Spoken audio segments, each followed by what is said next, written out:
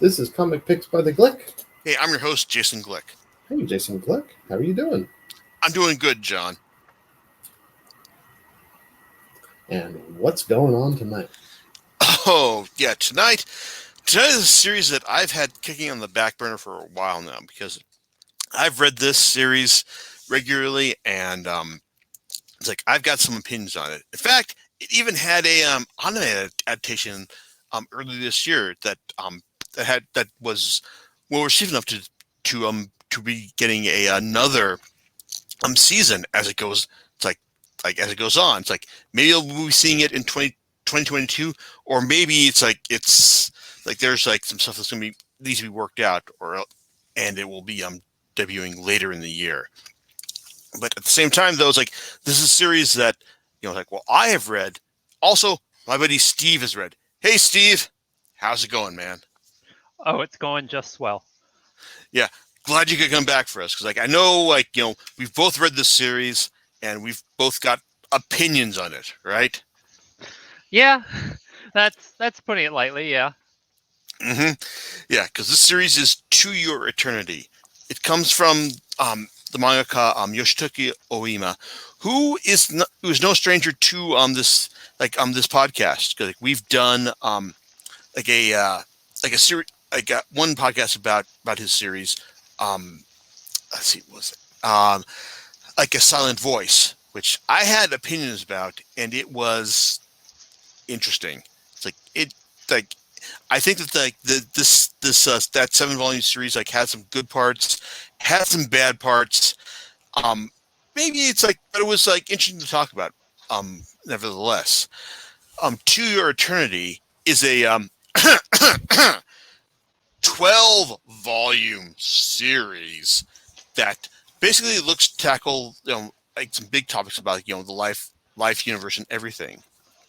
And it starts out with there's just starting out at the beginning of stuff and all. It's with a character known as the Beholder, basically introducing this orb which has the ability to record existence, and eventually, and this orb starts just recording existence as rocks, as lichen, and then most pertinent to the series as as a wolf known as John.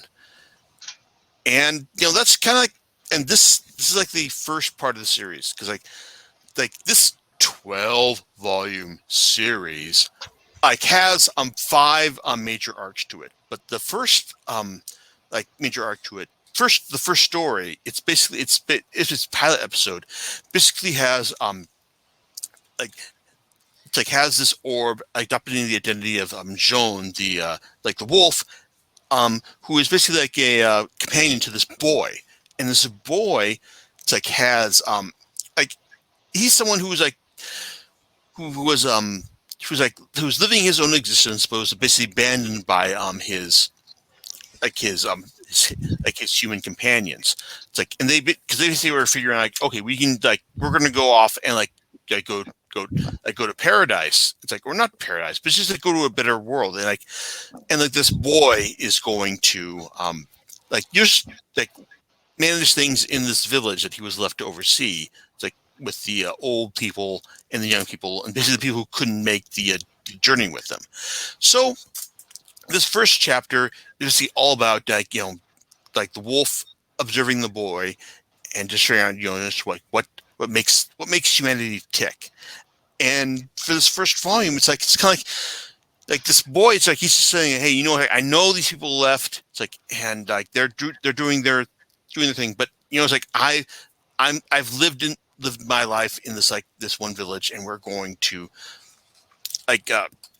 live things on our own terms here. But with everyone has gone away, it's now I'm going to go ahead and try and find out what happened to all these other people. And well, it's as things go on, it's basically the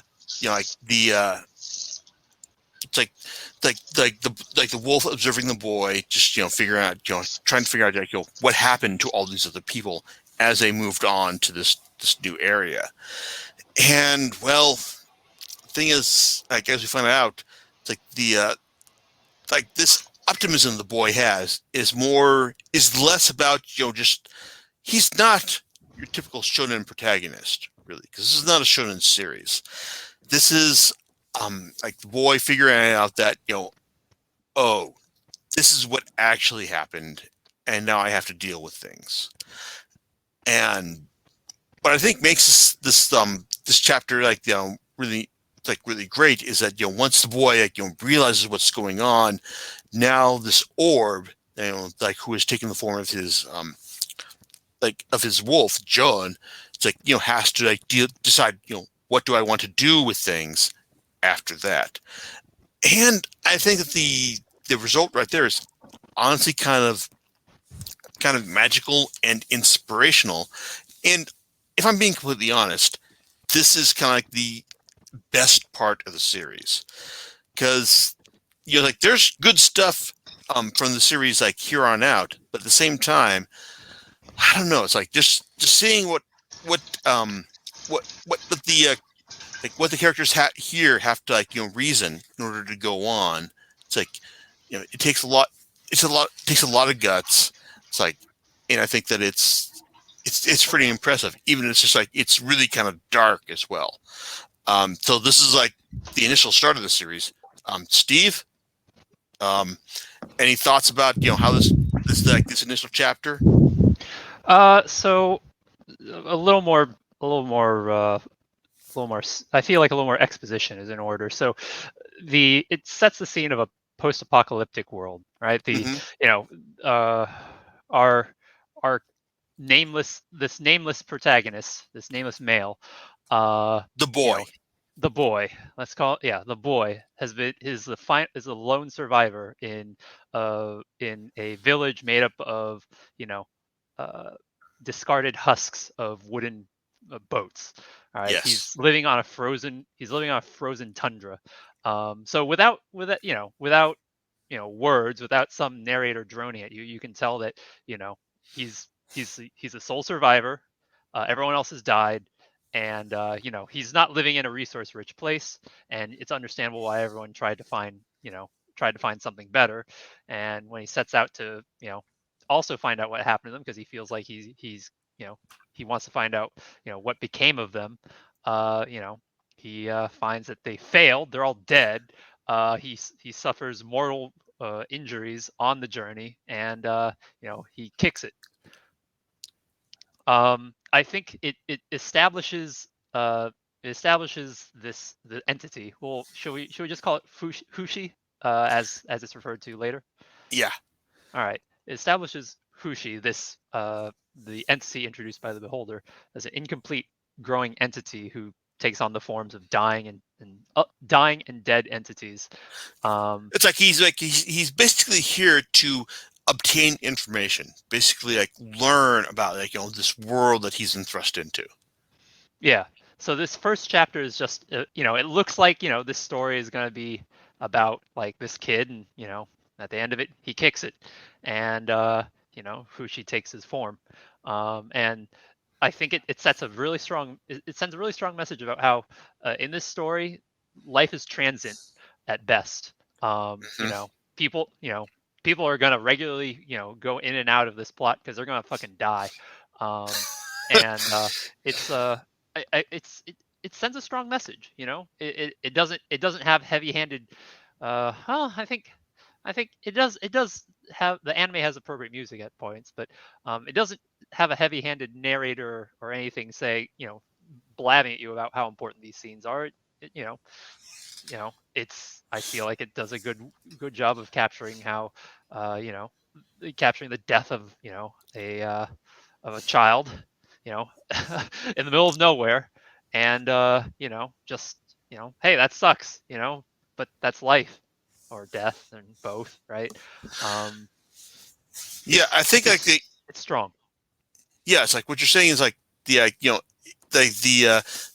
mangaka is it's not, they're not willing to say that, hey, these characters are not meant to be hey, this is you're gonna be focusing on this character, so it's they're gonna be important to the story as as it goes on. Like there's like people can die. It's like and it's going to be like incidental to the main plot and all. It's like like there's no mercy here. Quite. Yeah, which is kind of interesting because like the second when we get to like the after we get past like this first like main chapter, we get like this this arc where it's like where Fushi basically like he's adapting to the like the business of living as an actual human, such as he is, but also like realizing that hey it's like I'm just gonna like die and all because like I don't know what like living as a human requires, and as he goes about this business, well, we're introduced to this like human encampment where like they're told that like there's like this evil being like the Oniguma where like we need to sacrifice people in order to like appease this being, but in the sacrifice we're introduced to is this girl like this little girl like like this prepubescent girl named March who wants nothing more to be a mother. Like that's her main goal here in this series. But like she's picked by like by these like by it's like by the people who are like who are trying to like appease this like this angry god such as it is. It's like and she basically like is like forced to like go along with this. But there's also this one other like older girl who knows like this is like what they're telling about this like we're trying to like appease this angry god. This is all bullshit. It's like Perona like basically says oh no, this is like I don't want March to like fall prey to this. And while she like has her own like feelings about this, it's Fushi who is named by March like who ultimately like defeats this angry god Oniguma. It's like and that's kind of like the and adopts its form. Yes, yeah, because that's the thing about Fushi. Like he can adopt any character who like makes a distinct emotional impression upon him because he's basically here to like adopt the impression the emotional impression that he gets like from being in this world. Well, it's like he can change into that being, but in this first arc, I guess about like showing you about like this feudal like hunter-gatherer society going. You've got the like this like this hunter-gatherer society that March is a part of that they want to like appease Oniguma, but then you've also got the Yanome who are basically like they know how things work and they realize that well it's like if this Oniguma is defeated and it's defeated by this like being, well, maybe we can work this to our advantage. It's like so like this first arc is just all about just like dealing with like like how Fushi deals with like kind of people who recognize him for what he is, and also just like how these other beings like manipulate others into being just like being subservient to their whims. It's like it's interesting, and it's also kind of depressing because I guess I don't want to give away too much, but basically it also kind of reveals that the mangaka is not averse to letting people die in order to prove their points. Wait, how much? This is pretty much going to be spoiler rich, isn't it? Shouldn't we just be weapons free as far as these plot points go? Or do you want to maintain some semblance of keeping some of the major plot points under wraps? I kind of want to maintain like some semblance of maintaining the major plot points under wraps because I guess I mean, Steve, like, would you say this 12-volume series like is worth reading? So it's kind of like you want to leave like some mystery. as far as what they're going to expect, right? I guess so. Though I only bring it up because it may compromise like our ability to discuss things about the story. But I'll let you lead it, and Yeah. I'll chime in as appropriate. No, I get it. It's like it's kind of like this first volume is this first arc is all about Fushi just learning about how humans interact with each other, and then there's there's a feeling about it's like some humans have their beliefs and they're going to they're fine with that, but they're also like there are these other humans who are who know how the world works, and they're going to try and manipulate that, which that's kind of true as far as the series goes. It's like it's always about who knows what and who is free to manipulate what this knowledge in order to benefit themselves and all. Because I think that's going to be pretty relevant once we start talking about Bond, right? Well, that's pretty late in this discussion, so let's not worry about that for now.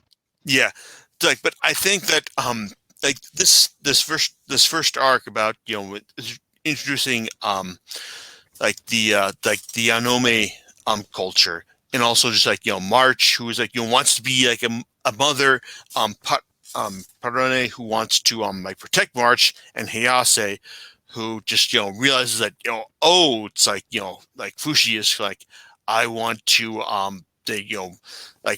want to ride Fushi's abilities in order to in order to perpetuate my beliefs and all. But I think that this first arc is more key for the fact that it kind of shows that that the mangaka is not averse to killing off whoever is anyone who is relevant to the story, in order to make their point known. Yep, I would definitely agree with that. Mm-hmm. Yeah. So yeah, you've got Yanome, the city dwellers who run things, and you've got the hunter gatherers that March and Perona come from, and they're essentially being oppressed and controlled by these city dwellers. I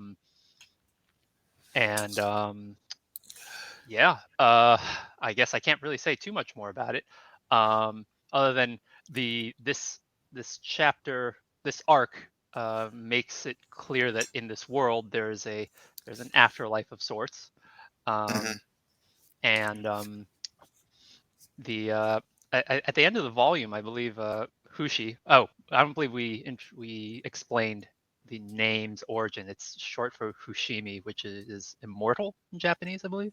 Yes.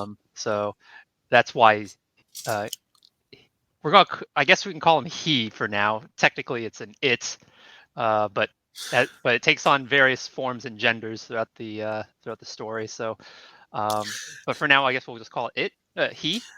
We'll go with. I think we call it he because I think the form that Fushi identifies with over the course of the volumes is more of a he rather than it or a she. Yeah, it is mainly a he. So yeah, I agree with that.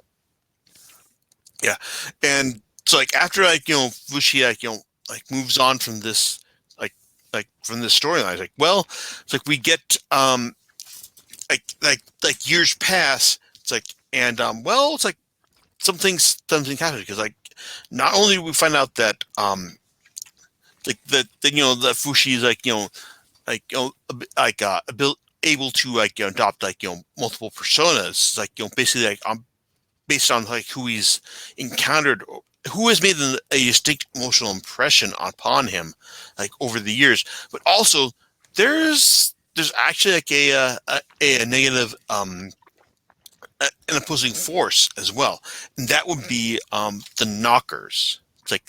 Basically initially it's at this point in the story, it's they're just spherical creatures who are able to suck out the memory of the people who Fushi, who have made an impression upon Fushi over the years. But for the second arc, It's like this basically is all about Gugu. Like Gugu is like he's a kid like who was living with his brother, like and was trying to like carve out a life for himself. And unfortunately, it's like like well Gugu was like a good person. Like his brother was just like also just like not on the same moral level as like as he was. Gugu, it's like we suddenly learned that he like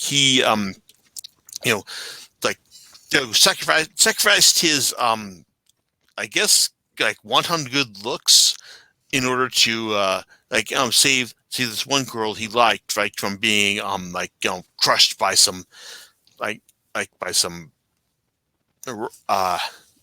Look, he suffers disfiguring injuries saving a girl from a thing.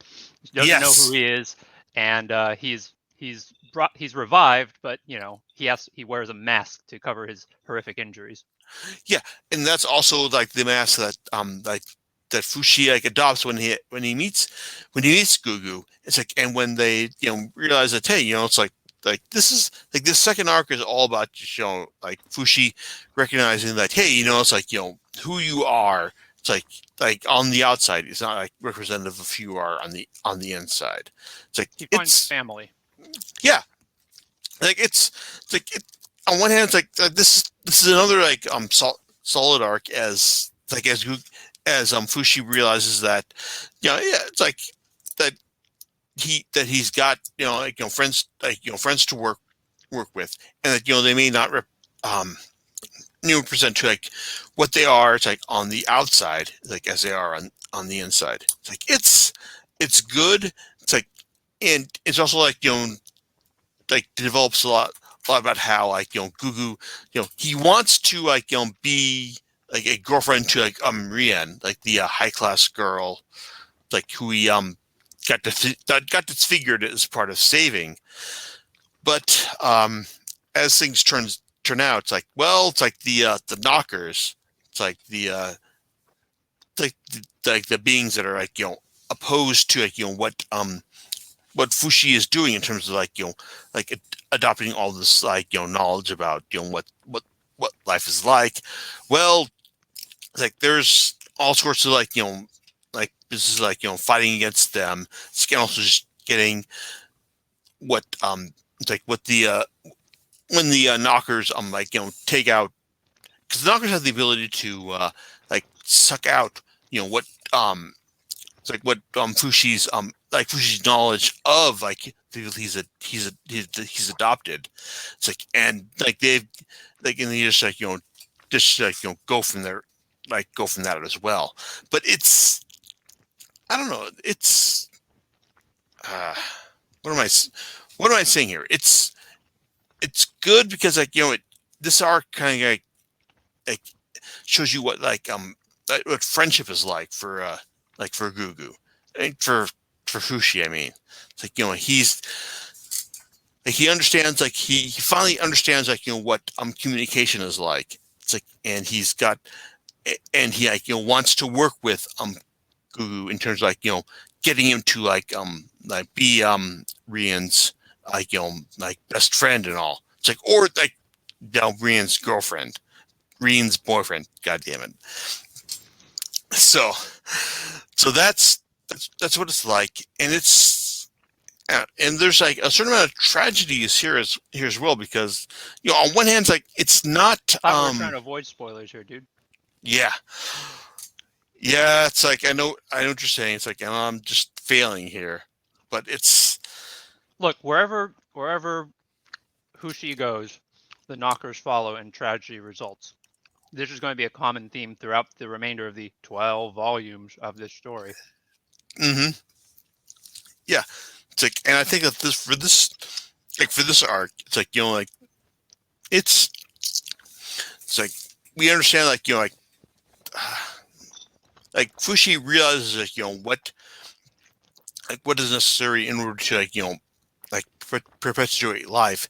It's like, and he also just like kind of like buys into that when he realizes that oh, like, well, what am I gonna do when I realize that my buddy is not available anymore. It's like, and what am I going to do like when like that when my buddy's like, the person that he wanted to love is going to ask about that. So I think that there's like a good understanding of tragedy here, but at the same time, like, well, we've got to understand, like, what's going to happen next. So, and what happens next basically involves like upon the prison island, so the prison island. It's like the prison island of Jananda, and because like Fushi is kind of sort of tricked into going into this like into this island, and it's like he's got to like basically like invest himself in a fight for the right to be the like ruler of this island. It's a budget tournament arc. Yes, it's like it is a tournament arc, and well, yeah, it's like he fights, and you think that like, hey, it's like the person who is going to the person who is unable to die is bound to win, but that's not the case, right, Steve? Yes. Someone from his past arrives again. I'm not sure how much you want to go into spoilers here. Yeah, it's like there's a stalker from his past arrives again, wins, and again, I'll let you drive this because I don't know how deep you want to get into spoilers. Yeah, it's like because this like prison arc, it's like it just kind of like it's like I guess my main feelings with the series is that it's kind of well, I enjoyed reading this 12-volume series. It's kind of a series in decline, and I think that the initial arc was the best arc, and that everything else that follows is varying degrees of all right, for lack of a better term.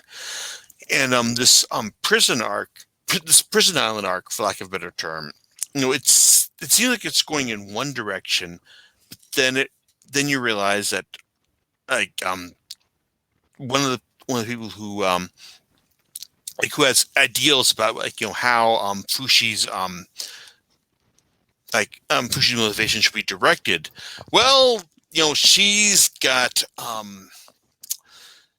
she got her own ideas about that, and then also there's also like a lot of like zombie movie logic driving like the Jananda prison island arc as far as that goes.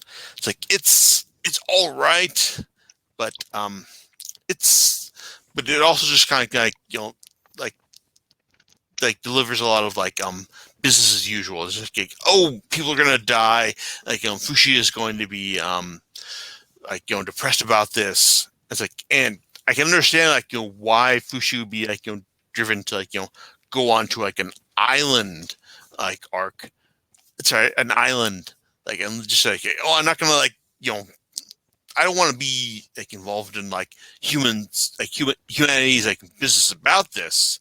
So I'm just going to live on an island after this arc, because after this, like there's people who like want to like protect Fushi, people who want to like view him as a demon, like, and people who remember him as being like a hero about this. Like it's like there's a lot of like different opinions like about this like island arc, like this island prison arc, but like I don't know, it's like it just doesn't have like a solid direction about this. And I think that's kind of like what leads me to feel like like this series is kind of like not doesn't have like a solid direction about this, which will be relevant in a little bit. It's like, right, Steve? Okay, well, look, I don't know, man. I don't know if I necessarily agree that it's a series in decline. The story arc about the prison island, I think it does. I feel like it does a good job of like showing another way that people live in this sort of like feudal-ish world. That that Fushi is stuck in. It's a prison island where there is some semblance of a society, except the society's rule is basically there is no rule, and The murder whole is tolerated. my makes right type of thing. Yeah, murder is tolerated on the island because there is no police force. There's there is some semblance of a society. People have to live there after all. They're exiled there, as a result of being convicted of something or other. But their families live there too, who may be innocent of things, and things happen. The tournament arc occurs as a result of trying to determine the leader of said island. Lots of death. Lots of death happens there. Things happen.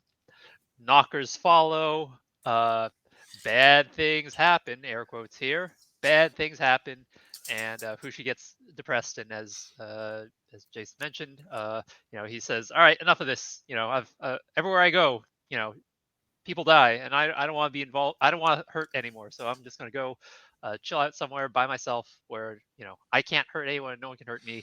And he Fushi also, I believe this is the time when he also grows up in his human form. So he grows up from looking like your standard high school shonen protagonist to something that looks more like a very young, like a young adult, like maybe 18-ish. You're right, but at the same time, once he dies or has to be reborn, that he eventually reverts to the boy, our shonen protagonist. Yes, that's true. So during this arc, I think was it volume 6, 7, 8. Jason, you also touched on this. He isolates himself on this island. He tries to get away from people. There's a huge cast in this story. This old lady that he's been friends with Puritan, yeah. Pioran, yeah, since I think volume 2. Okay, things happen. All right, things happen, and life goes on. Things get tougher for him, and as he keeps living, he finds out that there's a religion being created around him. He's being deified. I mean, it's true. He is kind of a supernatural being, and if you can't explain it with science or technology or whatever, it's magic, right? At that point, and it's reasonable-ish, right? I mean, it's reasonable-ish for people to go, well, if I can't explain it, it's gotta be magic. It's gotta be supernatural. He's gotta be some sort of god. Yeah, because people they've got this feudal understanding of technology and religion and everything. All right. So he finds out that there's one as you may have heard, one person's hero is another person's terrorist, right? So in some circles he's deified, in others he's vilified, and he's just trying to figure things out. He still doesn't really know what his objective or purpose is, and this leads into the there's a lot that goes on here. I mean, we're kind of glossing over a lot of things, but this eventually leads into volume 9, which is the start of a I don't know how else to put it. It's like a war against the Knockers, I guess. Yeah, but before we get to the war against the Knockers, I guess we need to talk about Bon, right? Go ahead. Okay, because after after Fushi deals with the whole living on an island. It's like in dealing with all the people who supported him during the prison island arc.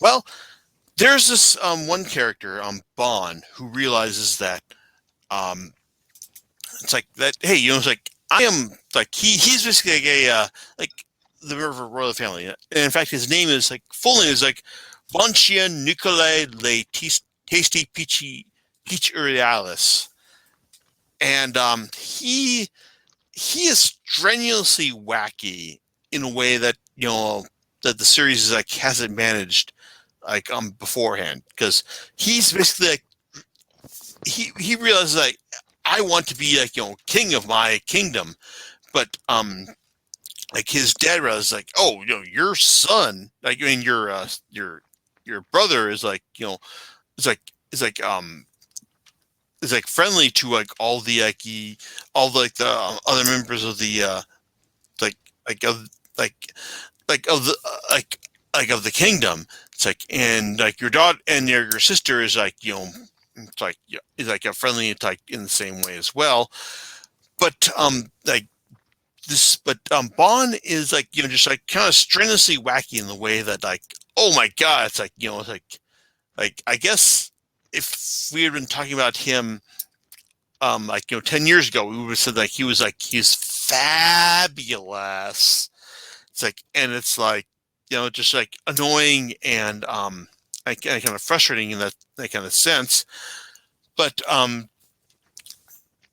when Bon is introduced, it's like he's just kind of like meant to be like a kind of a foil to it's like to Fushi, like in this, it's like in the way the story is right now. It's like he's basically like it ceases the story of Two ceases to be about Fushi and more about Bon. It's like in the sense that like what does Bon want to do now that he's like kind of like secured like his control against Fushi, but at the same time like Fushi is just like like so powerful as an immortal that he can basically do whatever the hell he wants. And it's one of the key things about with Bon's arc when he realizes that it's like when he is that he realizes that Fushi actually has the power to bring people back to life, not just any people, but people he's had a significant interaction with. And one of the key bits about this about his storyline is when he realizes this. When it's a great bit of dramatic irony when Bon realizes that, oh my god, Fushi can bring people back to life, but he doesn't realize this. Bon realizes this, but he has to determine like, what do I do with this knowledge? And that actually drives like a great amount of the drama through the first half of Bon's arc. And it's like, and I think it does a good job of that. Up until the point where like where Bon realizes that okay, it's like the church, because like because time has been progressing as we've been talking about this, because like there's the Church of Bennett, which is basically not Christianity, and like they basically basically judged Bon to be a heretic, and while Bon is like perfectly willing to play along with this in order to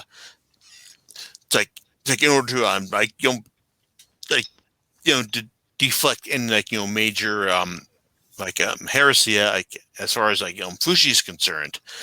It's pretty interesting. It's like the first half of Bon's arc, because like basically I guess I want to put this in perspective. The anime covers everything from like Fushi's origin to the prison island arc. In the announced second season, well, they've not announced like what it's going to cover, but if I were a betting man, and I'm not a betting man, but if I was going to bet on shit, I would bet that the second season of the anime is basically going to be all about Bon, because his story is like a pretty compelling story as far as like like what do you do when you realize that hey you're a friend to an immortal, and also what do you do when you know more about the immortal's ability than on what he does, because like this first arc is all about just Bon just realizing that, oh, I want to be king. It's like, and hey, I've got to like take over like this immortal ability in order to like be a proper king. But then I realized that, hey, it might not be right and all.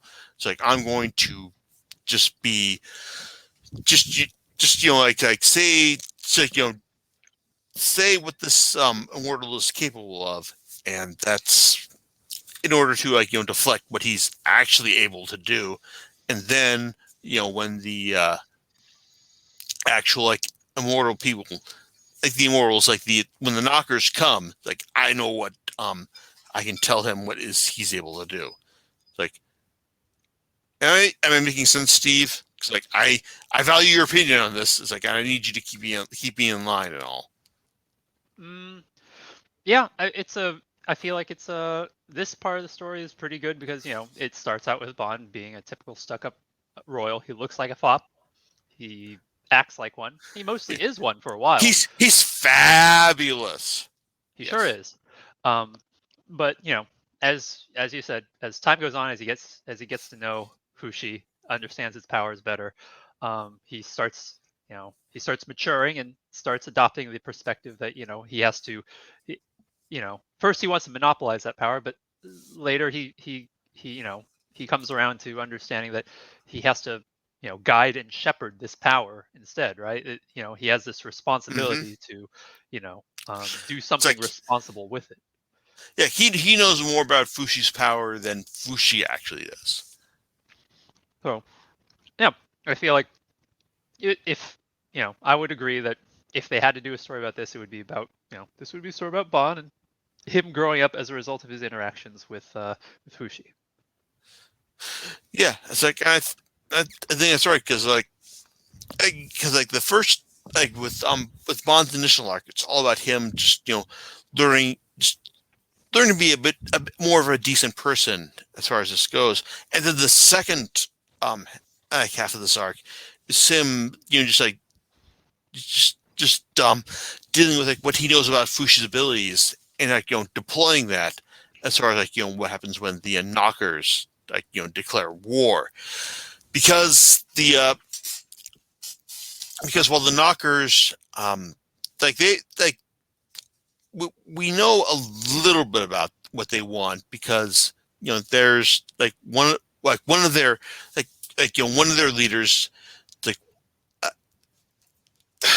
one of their members knows how to manipulate the Guardians' ability to speak towards them. It's and it tells them okay, this is what we want to do. It's but this is what I want to do, and it's kind of interesting as far as that goes. But the final arc of the this final arc of this 12-volume series basically involves the knockers fighting against Fushi, and all of his all of his allies. It's in a it's a siege. It's a siege. It's a long siege, and it does in some parts of it, the story the story starts feeling how do I put it, a little grindy. It's a little grindy, it's a little depressing, and I think depending on your interpretation of it, you might say that's bad storytelling. I choose to be a little more generous about it and interpret it as this is the best that they can do to convey the fact that being under siege, an actual siege, not not the figurative sense that people use, but you're trapped in a place for an extended period of time under constant assault at all times. I feel like it does a good job of conveying that sense of dread and relentless despair. It does a good job of conveying that through the plot line. That's how I choose to interpret it anyways. I can easily see people seeing it in less how do I put it? Less positive ways. Less charitable ways. Yeah. I get what I definitely get what you're saying. That's kind of how I felt about the series, this arc when I was first reading through it. And it's that it felt more like a grind rather than just something that was an engaging storyline. It's and also it's the storyline basically it kind of demands feeling believing Bond is doing the right thing, because the Bond that we met initial at the start of his character arc is a lot different than the Bond we met than the we interact with in terms of this this siege storyline, because he's like this Bond that we met at the start of his introduction. Like, he's fabulous, he's hilarious, and then the Bond we met in this arc is just like he's all about the means justify the ends and all. It's like, and but it also kind of works because when we realize that when he realizes that what do I need to do in order to give Fushi his perspective on things in the end. Well, that's kind of like a that's an impressive balls out decision right there, and I respect that. But at the same time, it's just kind of like wow, it's like this, it's kind of, it demands a lot of drama than we've been given to expect of this this series up to this point. It's there's a lot of decisions in this in this siege arc that I was not expecting to deliver upon. But at the end, when it resolves, it's just it feels kind of this is how the series should have ended. How Fushi, he's got his own abilities, but when he's given this ability by Bond, given the quote unquote ultimate sacrifice, it's he's he's got to deliver upon this, and I think that this kind of works, because this whole fight about the knockers versus Fushi and his and his friends and his allies. Yes, it's them delivering upon that. I think it works, and I think that this is really how I wanted the series to end. Really, it's just everyone they've achieved their goals, and everyone's got they've delivered upon this, and they're going to live their lives after that, right? Well, yes. Look, to the audience, in all seriousness, we know it's not a 12-volume series. No, it is a 12-volume series. I'm going to cling to this deception. No, not deception. This truth. Yeah, right, Steve. It's the truth, right? All right. If that's what you choose to believe, if that gives you comfort at night, then so be it. Look, in full disclosure, yes, we know it's not a 12-volume series. The 12-volume series, 12 volumes, covers what is, I guess, I can describe it as the past arc, because when it's introduced, the stories after it are introduced as the present arc. We won't say any more about them. I won't. No, but I guess we can speculate about them. Okay, go on then, Jason. Speculate about these, about the present arc that doesn't exist. Yeah, because I guess it's say we were to assume that the series went on beyond these 12 volumes, with Bond achieving a mortal end, and everyone just realizing that, hey, this is how the series ended and all. It's with euthanasia and all. And I'm fine with that. But with this, say we're to assume the series went on beyond 12 volumes. Well, I mean, Steve, I know I know how much you love high school drama type stuff. It's how you just you think oh man, it's if the series doesn't have high school kids Japanese kids in high school talking about how their stuff is, how their drama is the best. It's it's not worth talking about, right? The present arc takes place in what is basically modern day Japan. Yeah. It So, like, involves high school. It involves high school people. It involves people adjacent to these high school people. I I won't say more about it, but Yeah. yes, it does these things. It does these things that have caused Jason such trauma that he refuses to believe that it exists. Yeah. It's like, like there's no, like the volumes of the series don't exist beyond volume 12 because it's like if it did, then we'd have to admit that Fushi just like has to figure out just like, oh well, his ability to resurrect anyone like significant emotional contact with, like, well, it's like like that this is a thing, so he can do that. And it's like anyone he said like significant emotional contact with, like that's it. It's like they don't have any dramatic contact, with this story. It's like they can just live beyond the story because that's the ability that he has, and also because the like say like if like say that people that live beyond the this modern era, it's like, oh, like the knockers have basically managed to like have achieved like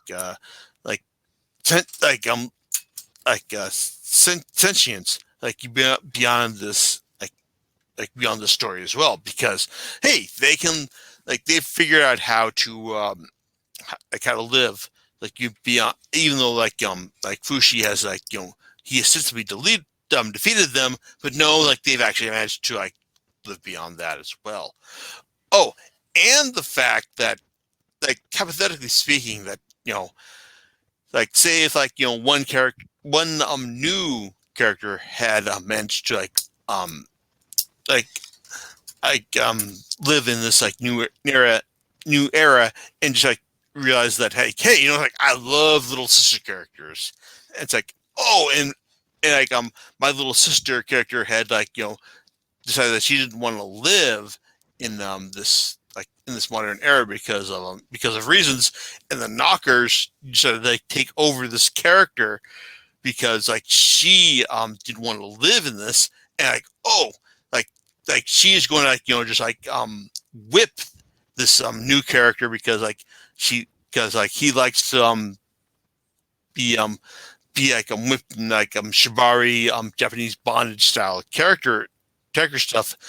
And this is like a thing that actually happened. Like this knocker is just like whip this like new main character, and like we're just gonna whip this guy as he wants to be believed, and like Fushi's gonna have to like put a stop to this. But yeah, it's like we're just like living this like like Japanese bondage shibari business, because that's the reality we live in this series now.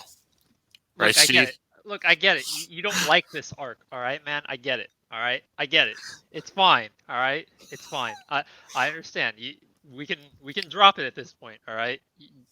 You don't have to show me on the teddy bear where it touched you or nothing. All right. Like, look, it's fine. All right. I get it. You don't like it, and that's okay. I think you put like as best as could have been put. It's as far as like I don't have to show anyone where on the teddy bear it touched in order to be like put out from here. So okay, so the attempts to keep spoilers was away from this discussion was spotty at best. So best you if you put this up, probably best to put up plenty of spoiler warnings, because no, I don't need to put up spoiler warnings. It's just like this is a 12-volume series. Okay, all right, fine. We'll just, you can just label this as a discussion about a 12-volume series. That's totally fine too. I mean, it's yours to do with after all. So cool. I agree. That's totally cool. Okay.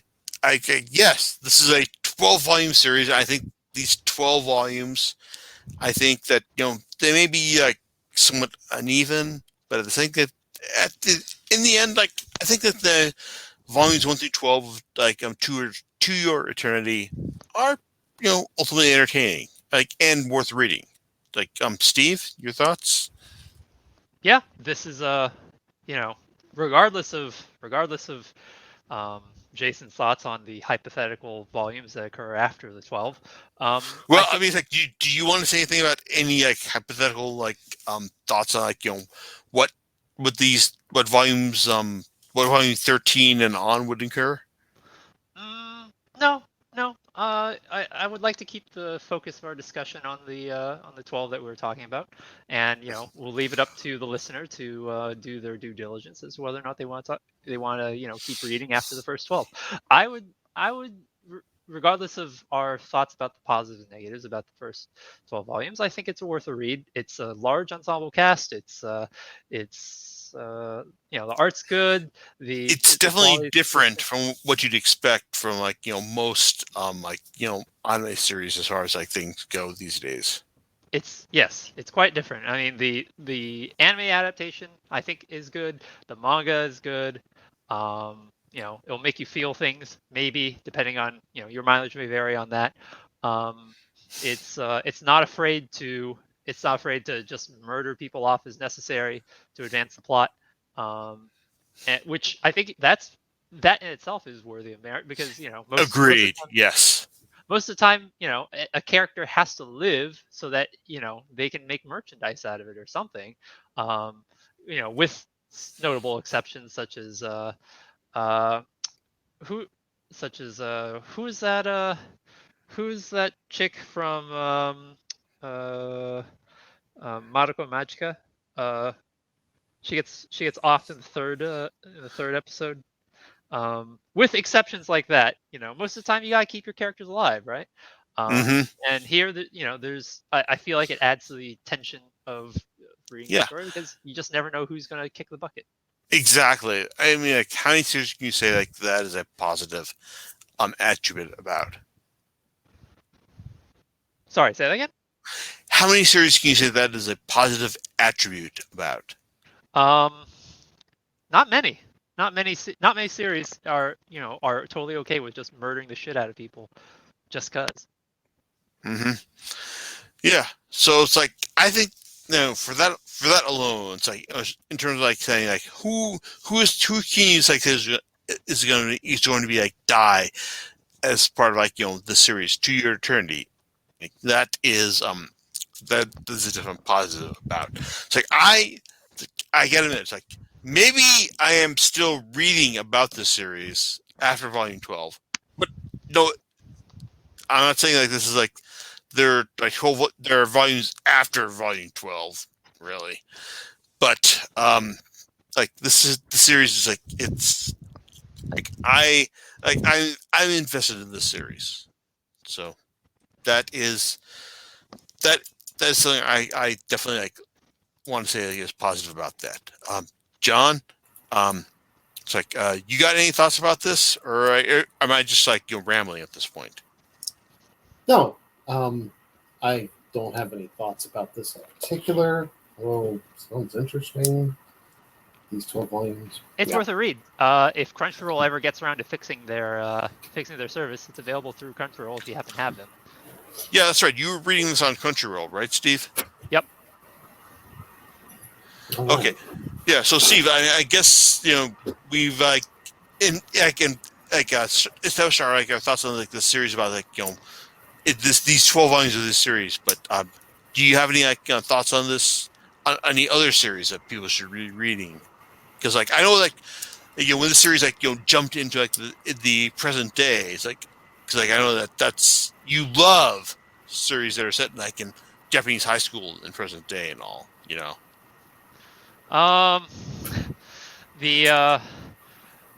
Look, I'll let the listener form their own opinion after they've read the first 12. I think it's still worth reading, but I will admit that it's I feel like it's lost a bit of its focus past volume 12.